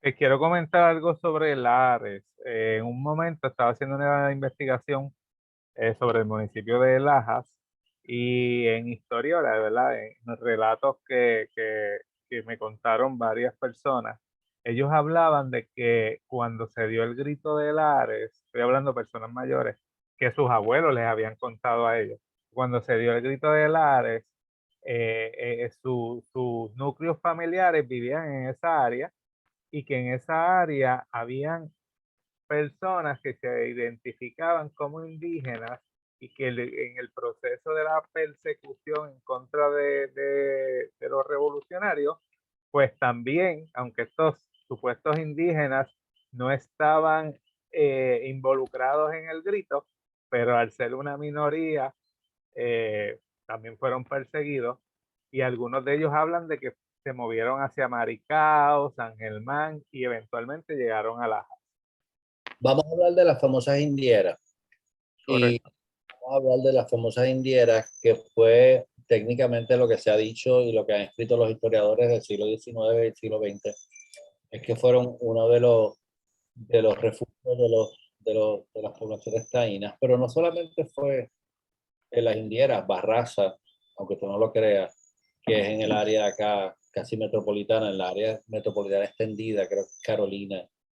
Eh, Barraza también reporta núcleos indígenas puros en el siglo XIX. San Germán los reporta, pero básicamente pueden ser las indígenas que eran parte de San Germán. En Cuba hay, en el oriente, en Cuba hay, especialmente al norte de la Sierra Maestra, yo no he ido, pero hay comunidades que se consideran predominantemente indígenas. Y obviamente, según llegaron los corsos, y eso sería interesante averiguar, no había mucha población en nuestra altura. Los corsos crean actividad económica, particularmente con los cafés, no solamente los corsos, por supuesto, y crean un gran aumento poblacional, gente. Y eso lo discutimos en el coloquio del autonomismo que presentamos. O sea, al final del siglo XIX la gente vivía en la altura. Utuado era el segundo municipio más poblado, incluía Jayuya en aquella época. Y todos estos municipios que están hoy despoblados en la altura eran sumamente poblados, porque la gente se mudó con la iglesia, con la actividad café. O sea que en ese punto tiene que haber habido una sustitución y una mezcla que tal vez no se había dado antes, porque eso eran terrenos realengos, y lo vamos a ver en los nombres de los barrios también, los barrios real.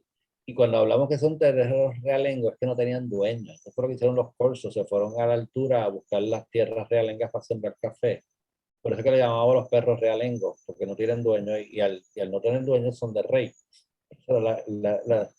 Así que es muy posible lo que tú dices, y es muy posible que estas personas vivieran o sea, tuvieran una vida de autosubsistencia en lugares remotos y apartados, y que poco a poco se fueran mezclando con las poblaciones que vinieron. Sigo aquí tratando de sacar qué municipio es esto. Pero ya mismo. ¿Tienes algo más, Pablo?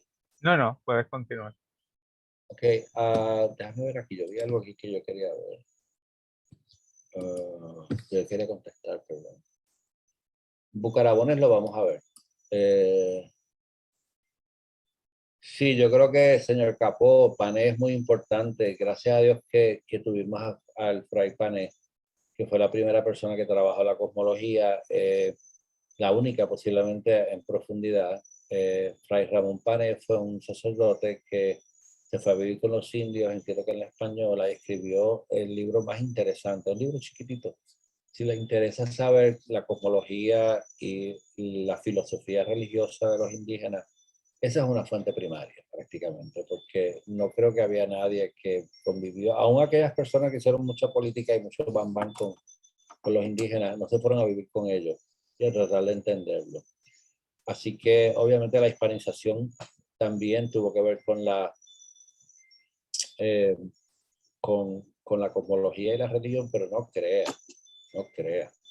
Nosotros tenemos muchas cosas que... Mira, yo tengo una amiga que, que hizo investigaciones sobre los rosarios cantados. Edna Ramírez, Nani, saludo. Cuando yo estaba haciendo mi tesis. Y me acuerdo que una de las cosas que surgió fue que a mí estuvo fascinante, que ella consultó con una serie de especialistas de música, y los tonos de los rosarios cantados no corresponden a una tradición ni africana ni europea. ¿Será que básicamente esos tonos, que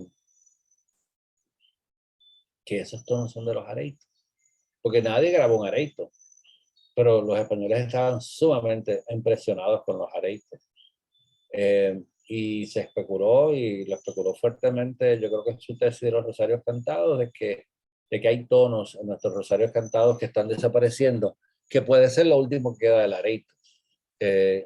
¿Será el rosario cantado un acto de sincretismo? ¿Qué quiere decir eso? Una adaptación de un concepto indígena y aplicado a una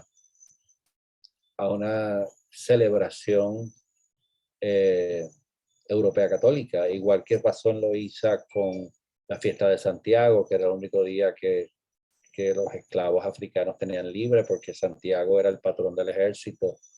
Y obviamente el sincretismo es un tema interesantísimo, pero ese ángulo del areito y el rosario cantado merece mucho más investigación, y a mí siempre me fascinó. Porque obviamente la música es matemática, ¿okay? En muchas cosas, y había evidencia de que, creo que eran los tonos, no correspondían a ninguna tradición europea ni africana. Pero sigo, ¿verdad? Rubiola Marchaz, sí, mucho sobre él, definitivo. Ok, hablamos de la toponimia, vamos a ver ejemplos. Yo creo que básicamente son 508 topónimos, no necesariamente los podemos cubrir todos, porque yo sé que el guardia del Instituto de Cultura yo no le simpatizo, ¿verdad, Pablo? Yo no le simpatizo porque esto es como que va a cerrar el instituto y yo sigo aquí hablando. Eso sí. O sea, te digo, mis fuentes son básicamente, principalmente Tomás, Tomás Navarro Tomás, como dijeron, la doctora Vaquero, que en paz descanse, pero principalmente Álvarez Nazario y Hernández Aquino. Hay fuentes y hay investigaciones posteriores. Unibón es un río, Gurabo abajo. Cada vez que usted vea, según Hernández Aquino, la palabra abo, Gurabo, Guaynabo, Guanajibo, todo lo demás. El abo tiene que ver con agua, pero más que nada con río, pero más que nada con agua que se mueve. Y es un sufijo o una sílaba o una palabra compuesta que básicamente tiene que ver con agua. También ni, según Álvarez Nazario, no, según Hernández Aquino, tiene que ver con agua. Pero también tenemos barrios como Callabo, que no sabemos de dónde viene Callabo, pero sabemos que es indígena y sabemos que abo es un sufijo indígena. Jácana es árbol, fruto o pájaro, esa es otra. Guaraguao. Guaraguao es un ave. Guaraguao es un árbol. ¿Cuál de los dos? Pues yo creo que es el árbol, porque yo vivo en el barrio Guaraguao y aquí el Guaraguao se da choreto, o sea, se da silvestre. Igual que, obviamente, alguien mencionó el roble. O sea, Puerto Rico era un bosque de roble desde Río Piedras hasta posiblemente Calley. Todavía la florecida de roble, que es un espectáculo increíble que se da más o menos en mayo. Primero en la parte hasta Calley y después en la parte más alta. Es un espectáculo y tú te quedas pasmado de cuántos robles queda en esa área. Maresua, que se supone que yo tenga yo no sé si se pronuncia Maresua o Maresúa. Yo realmente tengo problemas con las pronunciaciones, pero como vamos a ver es un matorral, es un área de matorrales. Y voy a seguir dando algunos ejemplos. Macana o Macaná. Según Hernández Aquino, Macana sí es básicamente un arma y también es una palabra para matar. Así que cuando el policía le da con Macana, está básicamente una persistencia indígena. Tibe o tibe sin S es piedra. Esto está mal. No sé por qué dice planta plural, pero magüeye. Magüeye es básicamente magüey o maguey en plural. Cibao, que es una palabra que se repite en todo el Caribe y obviamente las personas que conocen la República Dominicana la conocen. Ciba es un sitio pedregoso o una piedra. Guaniquilla, que es un sitio mítico en el proceso de la llegada de los europeos. ¿Dónde era Guaniquilla? Eran tantos sitios. Bueno, hay un barrio en Aguada que es Guaniquilla, si eso sirve de algo, para localizar ese gran debate que hubo en el siglo pasado, en el siglo XX, con relación a dónde fue que llegó Colón, que le invirtió, hay tantos historiadores que invirtieron tiempo en eso, que si era en Aguada, que si era en Aguadilla, que si era en Añasco, que si era en Boquerón, que si era en Guanica, que si era en Guayanilla, o sea, pero realmente si la Guaniquilla existía, que es un lugar con agua, es básicamente en el área de Aguada. El nombre de Aguada también, obviamente, te da una pista de que Centella, los pozos de agua dulce que estaba buscando la expedición de Colón pudieron muy bien estar ahí. Viví es que originalmente la grafía, ahí volvemos al punto, ¿cómo se escribían las cosas? Viví se escribía con B de burro, con la otra B, y después se cambió a la V en algún punto del siglo XIX, tirando para el XX. Viví se supone que es madre, lo mismo que Yahueca y lo mismo que Certenejas, son básicamente palabras que tienen que ver con agua. Es muy importante la toponimia, el agua es muy importante en la toponimia indígena. El agua es muy importante en toda toponimia. El agua es importante en toda colonización y asentamiento, porque todos los pueblos se ponían al lado del río, porque todas las industrias que requerían algún tipo de fuerza, porque no existía el vapor, se hacían en los ríos para aprovechar el agua y la corriente del río. O sea, que usted va a ver en la toponimia mucha referencia al agua. Coabey es fascinante, es como para un poema o un cuento. Coabey supuestamente es la isla o el sitio donde van los muertos. Eso es un barrio de Jayuya antiquísimo y es fascinante que ese nombre haya persistido. Tenemos otros ejemplos, yo creo que sí que los tenemos, déjame darle. Tenemos esta área de San Germán, es el municipio que más topónimos indígenas tiene, ¿ok? Y lo ve aquí. Tiene Maresuá, tiene Cotoí, Cotuí, que el nombre original era Cotí, tiene Duey, vamos a ver qué significa cada una de esas cosas, tiene Oconuco, Oconuco, tiene Caín Alto y Caín Bajo, que no son nombres hispanos, tiene Guamán, etcétera. Y tiene Sabana Grande, porque Sabana es un nombre también, que lo vamos a ver, que es un nombre indígena, de raíz indígena. Y tiene también los barrios Rosario, que son 4 barrios Rosarios, 3 de los cuales están en un municipio, el cuarto está en otro, y saludos a los amigos de Rosario. Rosario es una de las pocas parroquias que no se convirtió en un municipio aparte. Y aclaro, o sea, cuando los sangermeños dicen que son la cuna de muchos municipios, tienen toda la razón. Casi todos los municipios alrededor de San Germán salieron de San Germán.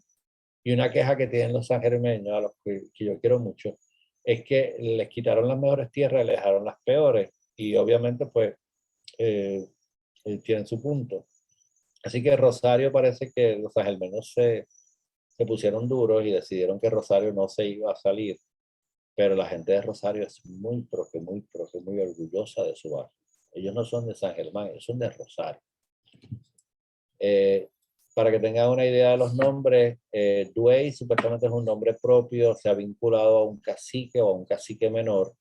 Oconuco es un área de labranza de maíz y de otras cosechas.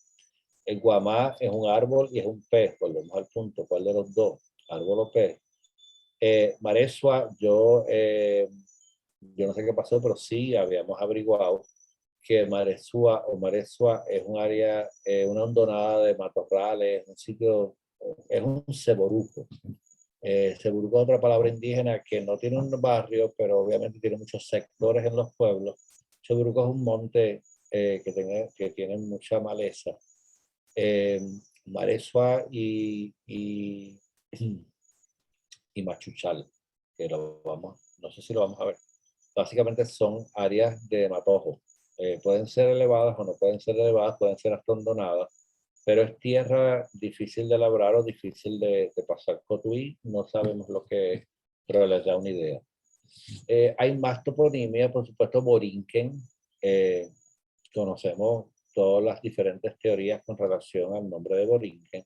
Batelles. A mí me interesa mucho Batelles porque Batelles básicamente lo que te está diciendo es que ahí había una plaza ceremonial o un juego de pelota, o sea que había algún tipo de yucayeque importante. De lo mismo sucede en Quebradilla. Yo he estado diciendo a través de los años, cuando yo estaba investigando los barrios de esa área, los barrios en general, me encontré, o sea, una de las cosas más interesantes que a mí me gustaría volver es sobre los nombres de los barrios desaparecidos. O sea, hay muchas localidades en Puerto Rico que tenían un nombre y ese nombre desapareció. O sea, cuando tú ves fuentes como Pedro Tomás de Córdoba, como cuando tú ves Úbeda, no, Úbeda ya estaba bastante, pero las descripciones topográficas que se hacen entre el 48 y el 52 que están en el archivo y nunca se han publicado, etcétera, etcétera. Y obviamente los trabajos que han hecho mucha gente en los propios municipios, con la documentación de un municipio solamente, aparecen muchos nombres de barrios que han desaparecido. ¿Okay? Por ejemplo, el barrio Pájaro se llamaba Caca de Pájaro, y estoy siendo fino, ¿ok? Pues obviamente esto, en Quebradillas hay mención a, a un barrio que desapareció que se llama Juego de Pelota, así mismo se llamaba el barrio. Yo no sé, no he podido localizar, o no he podido localizar, tampoco lo he intentado mucho, pero ahí donde los nombres de los barrios te dan un lado de que definitivamente hay que empezar a chequear a ver qué es lo que había ahí, porque cuando la comarca adquiere ese nombre, quiere decir que lo que había arqueológicamente hablando era significativo, era grande. Una sabana, todos sabemos que es una llanura grande, o sea, ese nombre llega hasta Estados Unidos por Savannah, Georgia, y se da también en el contexto de las colonias francesas.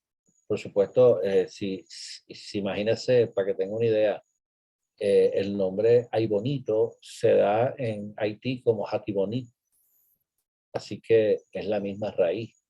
O sea, no tiene nada que ver con bonito, ahí donde vemos la transliteración. Ese era un nombre Hatibonit, que lo cogen los franceses y lo escriben de esa manera, y los españoles lo escriben como Aybonito, pero Dios sabe lo que era. ¿Okay? Hagüey, volvemos a los pozos, al agua, son aljibes naturales, son pozos. Machuchal es una hondonada con maleza en Sabana Grande, aparte del nombre del personaje de los que somos un poquito. Cañabón y Cañaboncito. Aquí lo que estamos viendo, cuando tú preguntas por qué hay Bayamón y Bayamoncito, Cañabón y Cañaboncito, esto es una pista de que aquí hubo un hato. ¿Okay? Cuando tú tenías un hato, se daba frecuentemente que cuando el hato se heredaba, se dividía. O sea, y eso pasa mucho, yo lo he investigado más en el área de Cagua, pero se da a través de la isla. Y entonces cuando uno de los herederos se quedaba con una parte, pues era más fácil ponerle el diminutivo. Cañabón y Cañaboncito eran partes de un mismo hato, pero Cañabón y Cañaboncito hacen alusión a un río muy importante en la cultura indígena que se ha vinculado con el río Grande de Loíza, que es el río Cairabón. Así fue que los españoles lo escribieron, Cairabón. De nuevo, agua. Posiblemente era Cairabo y le pusieron la N para pronunciarlo mejor. Eso es un buen ejemplo. Lo interesante de todo esto es que lo que se llamaba Cairabón tenía que ser un área sumamente grande, porque hoy en día el Río Grande de Loíza no pasa por el barrio Cañabón ni el barrio Cañaboncito.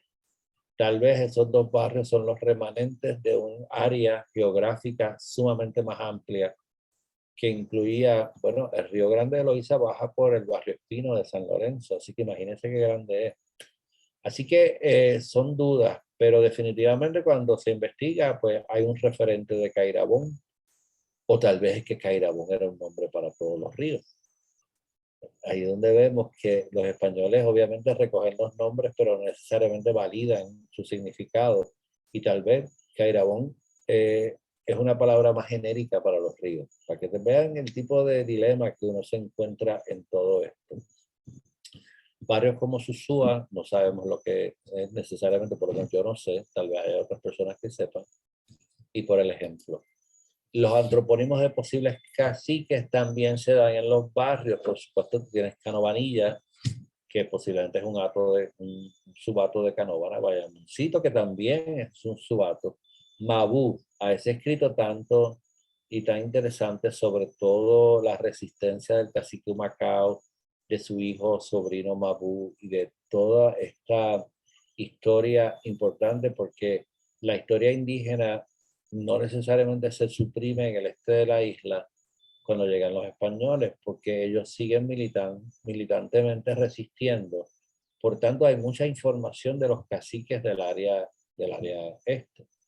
Cuando usted va para que tenga una idea, cuando usted va al Yunque, va a haber el barrio Guzmán arriba y el barrio Guzmán abajo, que era un solo barrio, el barrio de Guzmán, que ha sido vinculado con los Cristóbal de Guzmán, que fue un labrador español que fue muerto por supuestamente los caribes, porque todo lo malo eran caribes, era posiblemente taínos y caribes, y que él tenía un predio o un hato en la altura de Luquillo, o sea, de lo que llamamos hoy el área de...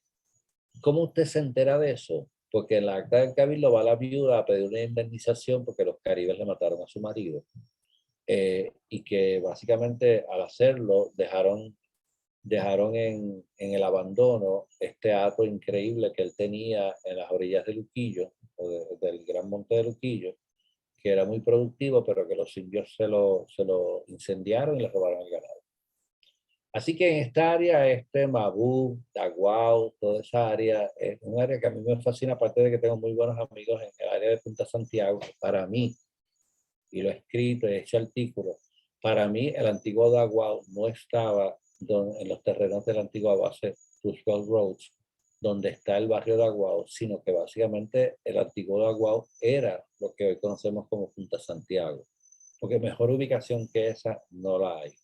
Porque encima de eso tenías el Cayo, el famoso Cayo de Santiago, que es donde están los monos, que era una defensa natural de un puerto. Es un buen puerto. Y encima de eso, si usted va a Punta Santiago y ve una elevación dentro de la antigua aduana, hay otra aduana más antigua. Lo tiene que ver desde arriba. Usted tiene que ir al proyecto PC y treparse al tercer piso y mirar. Y se va a dar cuenta de que el edificio de la aduana, que es un edificio que está gritando ser esto rescatado y ser básicamente restaurado como centro comunitario. Tú ves la aduana, pero dentro de la aduana ves un doble techo, corresponde a una aduana más anterior. Eso te dice mucho en términos de la importancia de ese puerto en un tiempo donde los españoles restringían mucho los puertos y ponían a veces los puertos, las aduanas, donde básicamente había mucho contrabando. Acá, aclaro que el punto Santiago era el punto de transporte de toda la caña de Vieques, que antes de que llegara la marina era un gran emporio azucarero. Era una gran central plantación de azúcar, que era de 5 o 6 familias. Así que todas estas incertidumbres que tal vez podamos resolver o tal vez no podemos resolver, por lo menos los nombres de los barrios nos da una pista o nos dan por lo que buscar. Hay dos puntos de toponimia indígena que usted ya mencionó a alguien que tienen que ver con el barrio Indios y la Indiera. La Indiera toma su nombre de que eran comunidades indígenas que fueron a lo, y cito, lo más agreste de la cordillera, cierro la cita, para básicamente protegerse y seguir su manera de vivir de una manera, ¿qué te digo?, protegida de la influencia. Todo eso terminó con el café, porque el café, de nuevo dijimos, trae un montón de población, pero lo mismo sucedió en Barrazas, lo mismo sucedió en las partes altas, San Salvador, en Caguas, es un barrio donde todavía hay mucha raíz indígena en términos étnicos, en términos faciales, etc. Y los vas a ver en otras comunidades. Obviamente ha habido mucha mezcla. No hay tal cosa como la pureza, pero tú te das cuenta. Hay fotografías de esa época. Algunas han sido cuestionadas de personas indígenas en el siglo XIX. Alguna gente ha dicho esas fotos no son de Puerto Rico, etcétera, etcétera. Pero obviamente fue una mezcla intensa. Fue una mezcla también, por ejemplo, los caribes aún existen en la costa de Sudamérica, de Centroamérica, porque los caribes nunca fueron derrotados por los europeos. Lo más que hicieron los europeos fue, y te estoy hablando de los franceses, y estoy hablando de los ingleses y de otros grupos europeos, no pudieron con los caribes, así que los relocalizaron a unas islas que quedan en las afueras, creo que de Honduras, por esa área, en donde aún existe la cultura caribe, y la cultura caribe es negra. Así que tenemos que también ver la mezcla entre los dos grupos más subyugados de nuestra historia, que fueron los afrodescendientes y los indígenas, en cuyo caso obviamente se fundieron en una nueva etnia. Así que los caribes hoy en día son negros, by and large. Indio. Indio es un barrio de gran historia. tienen que leer lo que ha escrito Reniel. Yo tengo un artículo en Lapicero Verde sobre el barrio indio y he publicado mucho. El barrio indio, por supuesto, fue el epicentro de los peores terremotos del 2020, encima de eso, y por eso cobró interés. Pero se dice, por lo menos las crónicas dicen, yo sé que hay historiadores que han rebatido lo que yo voy a decir, que en la desembocadura del río Coayuco fue donde fue la gran batalla entre Agüeybaná y Ponce de León. Es muy posible que básicamente ese lugar esté dentro del barrio Indios, o lo que conocemos como el barrio Indios. Tal vez incluía Rufina o incluía otros barrios alrededor, porque Rufina es el nombre de una central azucarera, o sea que es un nombre relativamente reciente, y que la toponimia del barrio Indio todavía hace alusión a esa gran conflagración que hubo en donde pereció Agüeybaná. A eso le sumamos que en el barrio Indio fue donde aparecieron las famosas piedras escritas del padre Nazario, si no me equivoco, que Reniel, se me olvida el nombre de Reniel, está investigando, que fueron despachadas como falsas en algún momento. Geniel Rodríguez. Reniel Rodríguez, profesor de la Universidad de Puerto Rico en Utuado. Reniel es una persona excelente para paleontología, definitivamente. Reniel ha estado trabajando con esas piezas, hay muchas teorías, la cuestión es que nadie sabe esa grafía de dónde sale. Se ha dicho que es fenicia, se ha dicho que es judía, se ha dicho un montón de cosas, pero es fascinante. Yo he estado tratando de ayudar a Reniel con la toponimia, porque hay muchos escritos sobre esas piedras, algunos en francés, y hay sitios míticos que los franceses escribieron, que era donde habían venido las piedras, que no vinieron de la costa, sino que vinieron de algún punto más alto. Pero realmente no he encontrado, y créame que hay libros por ahí para buscar toponimia, no he encontrado ese nombre que no voy a mencionar, porque esa es una investigación de Reniel. Pero yo creo que es una transliteración de nuevo eso sería una galización de Jácana, tú sabes, o de uno de esos barrios cercanos. Jácana es el barrio justo al norte del pueblo de Guayanilla. Así que Indios es un sitio increíble, aparte de que estuvo una central importantísima, que fue una de las primeras centrales que fue propiedad de trabajadores en Puerto Rico. Es un barrio de mucha historia y a mí me dio mucho gusto escribir sobre él, porque en ocasiones yo dejo de trabajar los barrios en un conglomerado y decido trabajar un barrio en particular, o decido compartir las fuentes que yo tengo de los barrios para que el resto de las personas trabajen, como bien dicen, en historia oral, o trabajo con documentos municipales a los cuales yo no tengo acceso, o que se metan un archivo y realmente le metan el tiempo que yo no invierto en esto, en un municipio en particular, y documenten la historia de los barrios y creen una nueva estándar de cómo se debe documentar la historia de los barrios, porque los barrios son historia y son importantes. Vamos a ir a las preguntas, pero no queremos que el guardia se enfogones.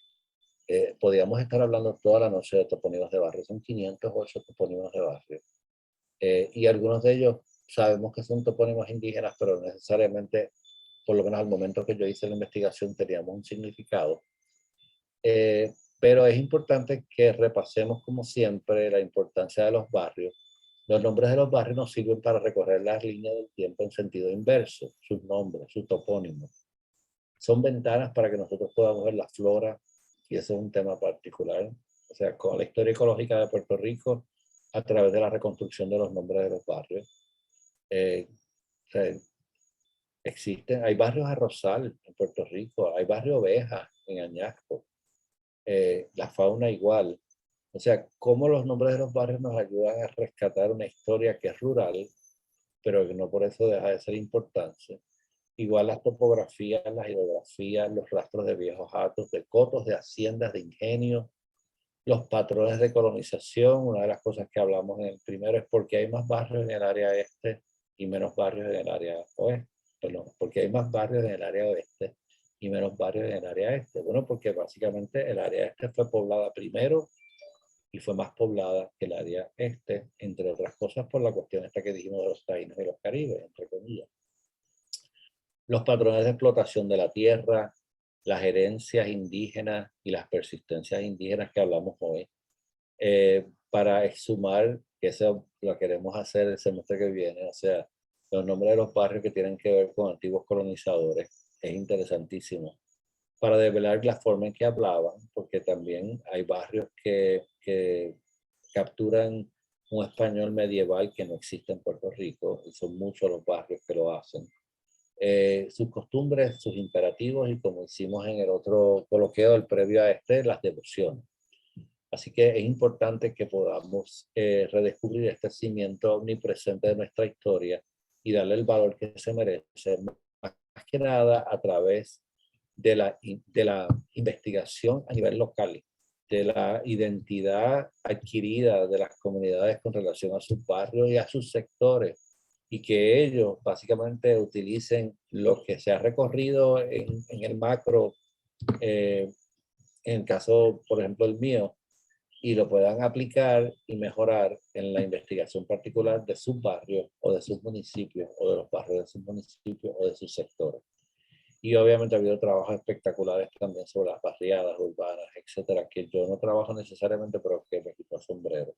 Recientemente, creo que fue Aníbal Sepúlveda, empezó a trabajar una investigación de la extensión de San Juan hacia Miramar, que es fascinante, que tiene que ver pues primero con el derribo de las murallas y cómo se hace la carretera central y con por qué la avenida Ponce de León está donde está, bueno, porque eran los terrenos secos, y cómo básicamente la sociedad puertorriqueña se fue moviendo extramuros. ¿Por qué? Porque había un tranvía.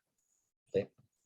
Estaba el tranvía de Ubarri, que te facilitaba tu poder vivir en Miramar y en Santurce cuando antes tenías que vivir en San Juan. Todos esos temas que son fascinantes.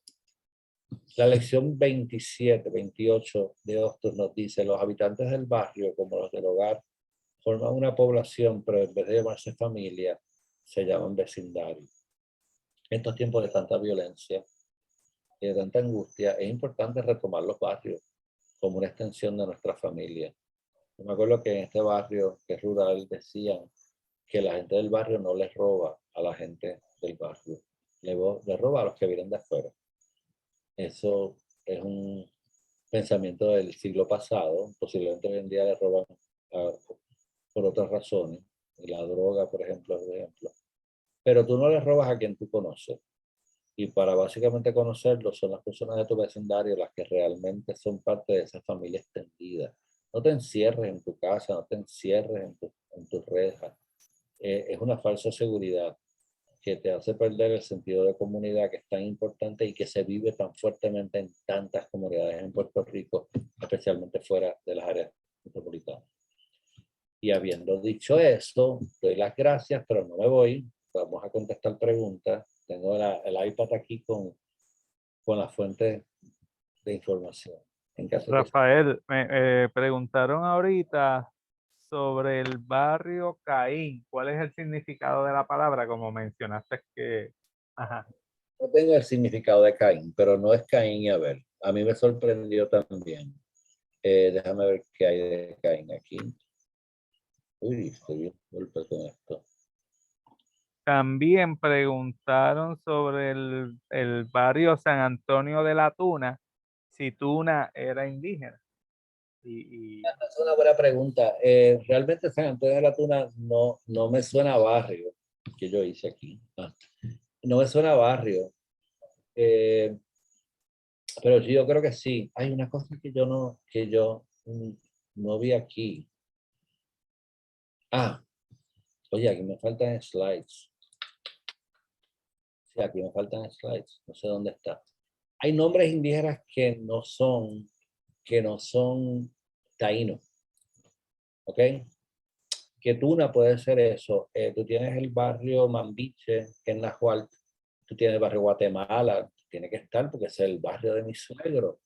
Para mí se me esa imagen. pero ¿de dónde sale barrio Guatemala? No sé, pero Guatemala no es una palabra taína. No, no, por eso, pero ¿cómo llega allí? San Sebastianeños, pepiniano. Hay que averiguar bueno, yo te puedo decir que Honduras es un descriptor topográfico. Sí. Como llega, habían 3 barrios que yo había puesto en la presentación, pero parece que se me fue ese visual, que era un ejemplo de los barrios que hay que no son, que son indígenas, pero no son taínos. Y eran por lo menos 3. Se me olvidó el tercero. Mambiche era uno de ellos, Guatemala otro de ellos, y había otro más, pero no me acuerdo ahora. No sé, tal vez hay barrios que tienen que ver con conceptos de... Tengo que preguntarle a mi suegro. Pero, por ejemplo, en Moca hay un barrio que se llama Voladora. Y tú dices, ¿por qué se llama Voladora? Y mira que yo he buscado. Y posiblemente es una referencia a las aves que se posaban en los árboles. O si usted va a algunos sitios, usted se da cuenta que las garzas, cuando cae la tarde, llenan todo el área del manglar y hacen un estruendo musical increíble, que es inolvidable. Si no lo ha hecho, vaya, escúchelo. ¿Será eso? Porque son miles de garzas o todo lo demás. Todos sabemos que Mona y Desecheo, digo Desecheo no, Mona y Caja de Muertos tenían tanto guano, tanto de los pájaros como de los murciélagos, que fueron industrias de extracción de guano para hacer zapatos, que se arrendaban por el gobierno, igual que lo que mencioné, pájaro, caca de pájaro, era el nombre original del barrio, los barrios pájaros, que sean pájaros y pájaros americanos, con sectores, no son nombres, el barrio sigue siendo pájaro. Esto, no sé por qué se llaman pájaro americano y el otro se llama pájaro. Son cosas que la gente tiene que en las localidades averiguar. Pero nada, ¿qué fue la pregunta? Yo me fui por ahí para abajo, para otro lado. Mira, Jorge Ortiz Colón ahorita, hace como una hora, escribió o preguntó, Norzagaray de Utuado. Sí, esos son de Utuado o de Lares. Sí, déjame chequear, pero si no, Sagaray es un barrio.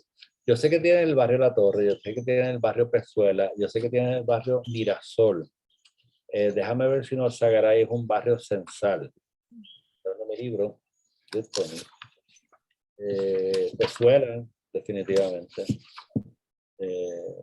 No, Sagaray no me aparece como un barrio censal, pero puede ser parte de esa tendencia de hacer esto los barrios. Ay, estoy buscando Caín todavía, aunque no lo crean. Sí.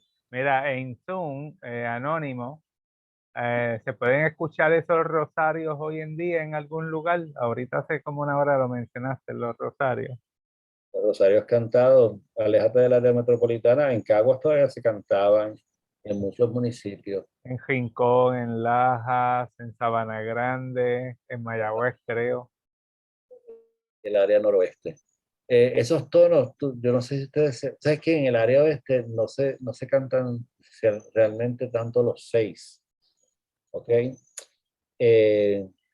Ok, ya averigué lo de Caín. Ajá. Se canta una especie de copla de 4 versos, que a mí me fascina, pero es más sencilla que la décima es toda elaborada. Y esa décima se canta, siempre tiene un coro, y estoy especulando, pero yo sé que Nani, la que investigó eso, es de Isabela Guadilla.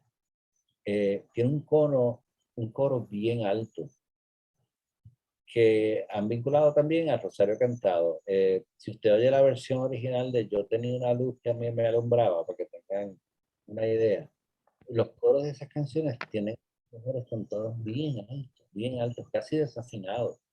Y yo no soy musicólogo, y vos estás diciendo el disparate más grande del mundo, pero tal vez por ahí jumea, tal vez por ahí jumea. Pero vaya los rosarios cantados. Mire, Caín, básicamente para 1658 se informa que Ambrosio Jusino tenía 1500 árboles en su finca del sitio de Caín, para que usted vea, 1600, para esa época yo creo que habían 3 municipios, San Germán, San Juan y Y Coamo.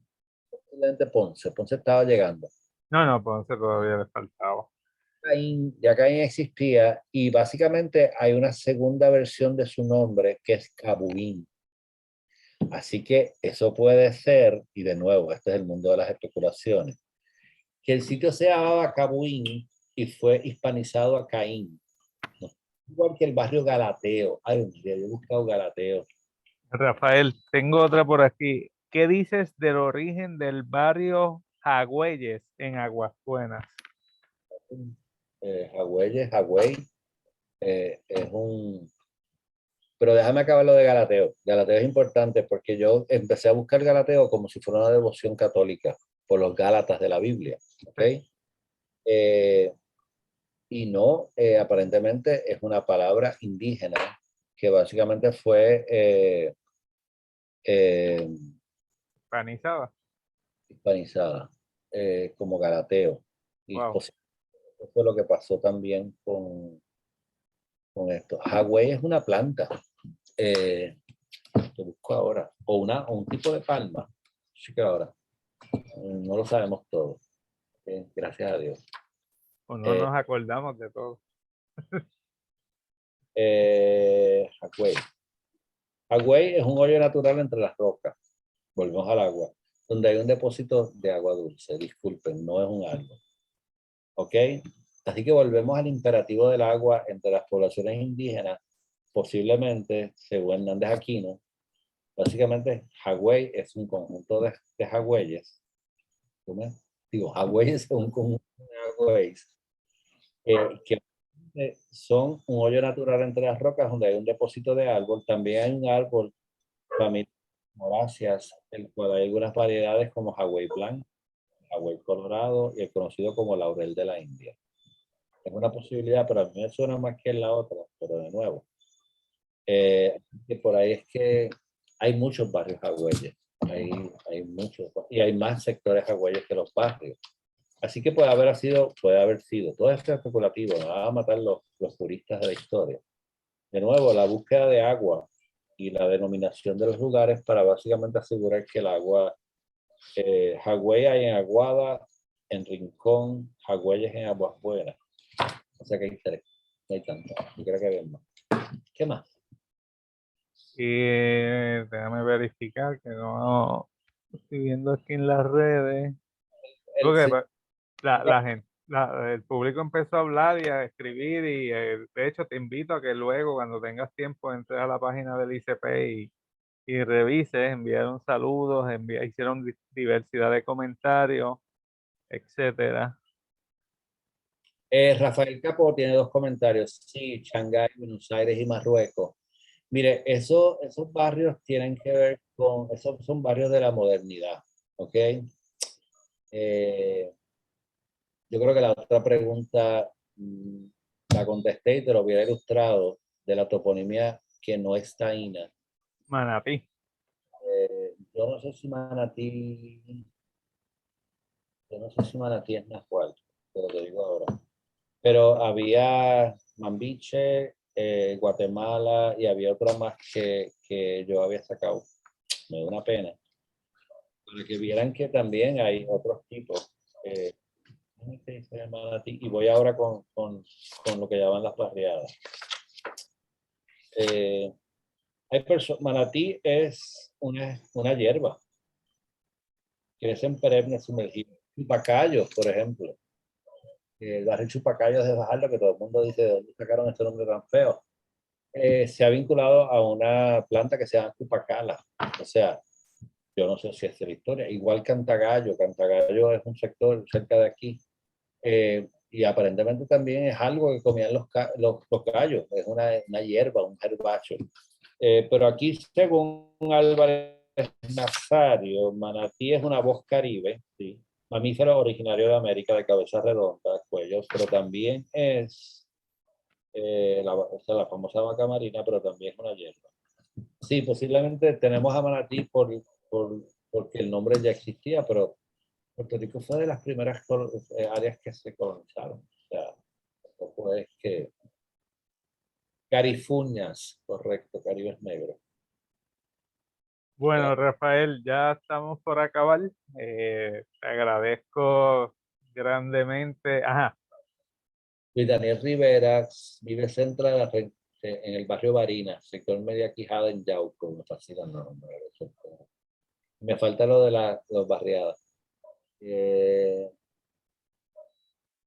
Sí, la desembocadura original de Río Coayuco. Negroni me cuestionó ese planteamiento. Negroni es uno de los mejores historiadores militares de Puerto Rico. Pero también tenemos que tener presente que las desembocaduras cambian, ¿no? Sí. La desembocadura del río Bayamón no era en Levitown, era en Palo No. Seco. Exacto. Y lo otro que quería decir de las barriadas, y nos vamos, porque se va el guardia en 5 minutos, es que las barriadas son nombres topónimos más recientes. ¿Okay? No todas, pero son, o sea, hay que investigar la aglomeración de las personas que huyeron o salieron del área rural o huyeron del área rural ante los cantos de sirena de la industrialización, algunos de los cuales se dieron, y se ubicaron en las comunidades marginales, los arrabales, que tú le explicas a la gente más joven que aquí hubo un arrabal y no lo creen. Y los nombres, y eso lo han trabajado otros historiadores, los nombres, algunos de ellos son un poquito, ¿cómo te digo? Son como que sarcásticos o irónicos. O sea, Vietnam, Corea. O sea, es como que yo no creo que tienen que ver con que sean veteranos de guerra, sino con que Shanghái y todo lo demás, Stalingrado, gracias, son como que planteamientos de, supongo yo, especulo, no tengo nada para apoyar esto, que son percepciones pesimistas de la vida que se vivía en esas comunidades. ¿Okay? Como que estábamos como en una guerra. Y en esas comunidades se vivía una vida de mucha miseria, definitivamente. Hay que ver las fotos para entenderlo. Sin embargo, hubo otras que no, que tenían nombres muy positivos, o sea, y que no necesariamente eran, yo no quiero decir peyorativos, pero son hasta cierto punto pesimistas. Pero esos son otros historiadores. Los historiadores urbanos han trabajado muchísimo esas comunidades, las que han desaparecido, las que no, y las que básicamente persisten en la memoria de las personas. Ya, Pablo, ya. Gracias. Gracias a todos. Bueno, Y y lo no, voy y a... gracias a ti, gracias a nuestro público y nada, sé que vamos a continuar teniendo estas conversaciones contigo ya en agosto, vamos a ir planificando y nada, excelentísimo y mañana el programa va a estar en YouTube para el que desee bajarlo o tenerlo en su plataforma, ¿verdad? Pues nada, gracias Rafael y gracias a nuestro público. Buenas noches. Va a estar en YouTube para que se torturen con él. Muchas gracias. Gracias, Pablo. Gracias, Instituto. Gracias a todos.